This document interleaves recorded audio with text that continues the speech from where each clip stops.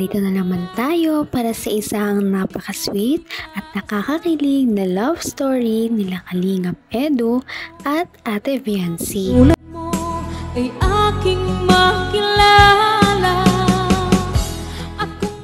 Sa pagpapatuloy ng ating video ay dumayo ang Kalingap team doon sa bahay na pagtatayuan ng bahay nila Ate Viancy. Talaga nakakatuwa dahil malaki na ang progress simula nung huli silang dumating doon. Dahil nung una nilang pagpunta ay sinisimulan pa lamang ang pag-layout ng bahay nila Ate Viancy at mga pagbubungkal ng lupa. Ngayon ay meron nang nakatayong mga poste, naka-layout na kung saan ang ilalagay na mga kwarto at kung gaano ito kalaki. Kaya nakaka-excite talaga dahil in-explain din ng ating engineer kung ano ba talaga ang mangyayari sa bahay nila Ate Viancy. At ito nga ay talaga namang nakaka-excite.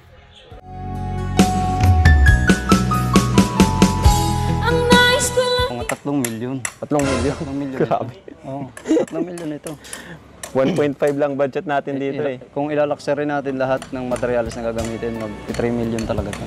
Kasi ito ay may sukat ito na pagdating sa taas kasi, mag-8 na ito eh. Oo, kasi 8 by 8 meters na ito sa taas. Ano lang pala? 6.5 ito sa baba, ma-expand syempre ang canopy, kabilaan. Magiging 8 na ito, magiging 8.5 Ang yan. naipon kasi namin budget, 1.5. Kaya malaki talaga to. Pero yung 1.5 sa tingin mo? Makakabuo na talaga yun. Makakabuo na. Tapos pag-iisipan na lang ulit natin sa finishing, sa architectural. Yung mga gagamitin. Kung gusto kung may nadagdag na budget, pwedeng yung best quality ng materials ang gagamitin natin. Kagaya sa kisame, di ba? Sa structural, buo ito.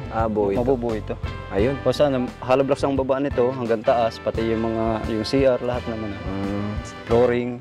Ayos. Pagdating naman doon sa finishing na, doon na tayo kung may budget. Grabe talaga ang record-breaking na bahay nila Ate Viancy. Talagang kahit marami na nga ang nagtulong-tulong dahil hit daw sa 900 to 1M ang nag-contribute sa bahay na ito ay hindi pa rin talaga ito sapat dahil nga ito nga ay 2-story house. Kaya naman abangan natin kung sino pa ba ang magkapabot ng kanilang tulong para mapunan ang mga kulang na 1.5M. Ngunit kung hindi naman daw sila gagamit ng mga materyales at gagamit sila ng materyales na medyo sapat lang at hindi masyadong mga matitibay ay okay na siguro ang budget na yon. Ngunit dahil gusto daw ng Kalingap team at ng mga sponsors na maging luxury items ang mga gagamitin dito at talagang heavy duty ay talaga namang aabot siguro ito ng 3 million pesos. Yan ang kisame, pwede natin pagandahin yung materyales. Tapos yung pintura, pwede tayong magpakontrata ng pintura. Pinto. Yan. Yun lang naman ang magpapamahal dyan eh. Lalo ng kisame, lalo na pag magandang kisame, grabe. Kung pwede nga kahit pa... Yung latest nga ngayon, yung mga WPC. Lalo na yung labas baga, yung kisame sa labas, ang ganda nun. Kagaya nung kina Pure Health. Ganda yun, maganda talaga. Yun nga ang gusto ko, kagaya kina Pure Health. Tsaka yun, minus labor yun, kasi mabilis ikabit yun eh. Yes. Kasi yun, sukat na yun. Ay, dito na tayo sa best quality, ano? Tsaka yun, aluminum na talaga yun, lifetime na yun. Saka ito lang mga Kalingap, record breaker po. Pinakamaraming nag-sponsor sa pabahay na to. Nasa 900 plus thousand or 1M. 1 million sponsor, bro. No? Kasama na dun syempre yung lupa. Ay nagbawas tayo pinanggastos natin sa lupa. Kung ano, kaya ano talaga, ang budget lang talaga dito nasa 1M or 1. Hindi ko naman akalain na nakakatuwa dahil talaga namang napakabait ng Kalingap team at ni Kalingap Rap dahil sa kanilang pagpunta doon at pagbisita ay hindi talaga nila kinalimutan ng mga trabahador na nandoon na talaga namang napaka-hardworking at talagang nagpupursige sa pag-aayos ng bahay nila Ate Viancy. Kahit na sinisweldohan sila ay syempre naman makikita natin kung gaano talaga sila kasipag at yun talaga ang nagpapahanga sa Kalingap team. Kaya naman nagdala ang Kalingap team ng isang sakong bigas, mga delata at iba pang grocery para paghati-hatian ng ating mga construction worker na talaga namang napakasipag. At dahil sa kanila ay nagagawa na nga ang bahay ni Ate Fiancy ng mas mabilis.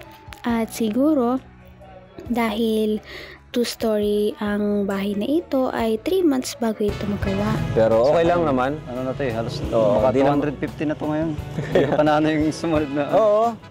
Plus yung ano pa yung labor. labor. Labor cost pa.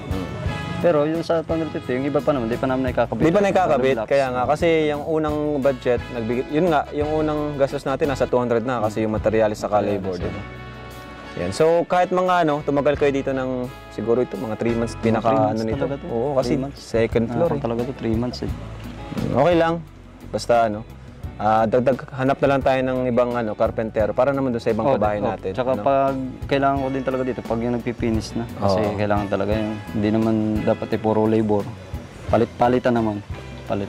Yun. Ganun na lang. So may dala pala kami ditong bigas para sa inyo sa kayong box ng groceries, mga dilata pag kailangan nyo ng Salamat. Nag-update lang kami.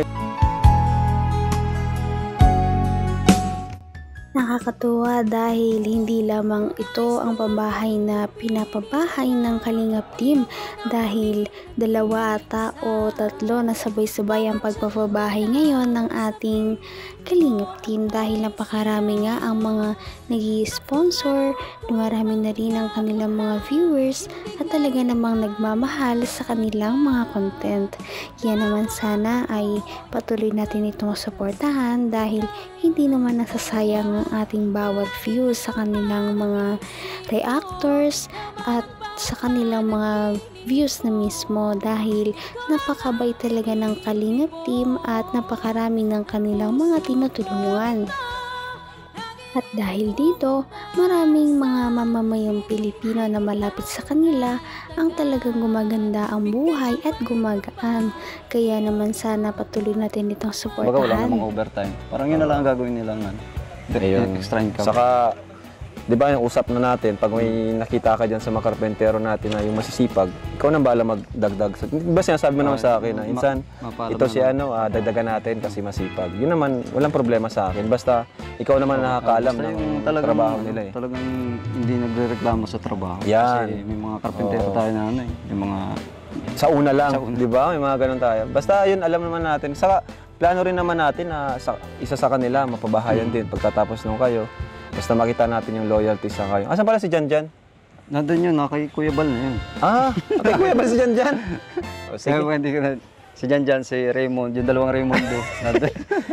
Ayan, sige Zan, Sunod na sa Kamsor na yun. Ang bihira. Pag kay Kuya Bal, kung saan pati yun. Nandun sila ngayon. Sige, sige. Salamat.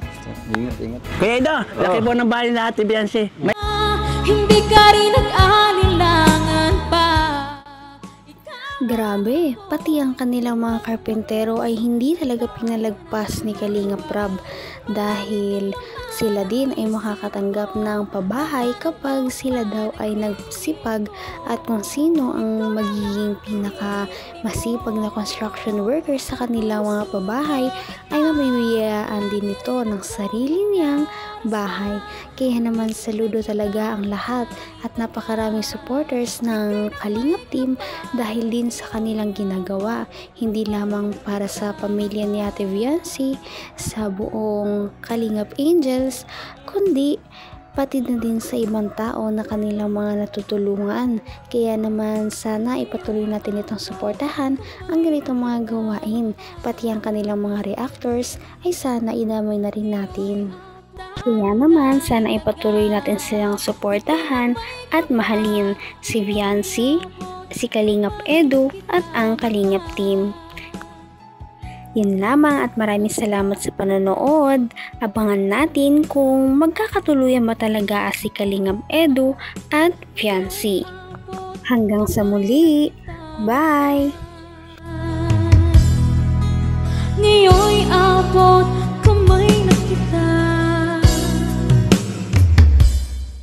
Mahal